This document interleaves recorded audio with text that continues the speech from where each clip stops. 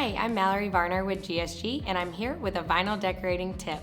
I'm sure some of you have heard about Teflon pillows, but why do you use them and when do you use them? So if you have something difficult like what we're going to do today, which is a backpack, or something like this with a zipper, or an apron with pockets, or something like that, you want to make sure the part that you're going to heat press on is lifted above that zipper or that weird pocket. So the Teflon pillows, which we sell in our house brand and Caesar, we offer in a variety of 5 different sizes. You can get a 5-pack, so you get one of every size. On this one, we're gonna use our Patent Pink, one of our 10 custom GSG colors, and we're gonna press our logo on the front of this bag using these DigiCAT Teflon pillows. First, after you've cut your image and mirror image, if you're using just heat transfer material, you want to weed your material.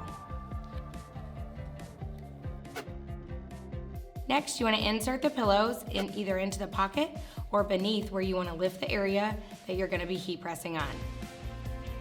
Next, lay your image down and then you're ready to press. This is easy weed, so I'm going to pre-press the garment for 3 seconds and then I'm going to press my design for 15 seconds at 305 degrees.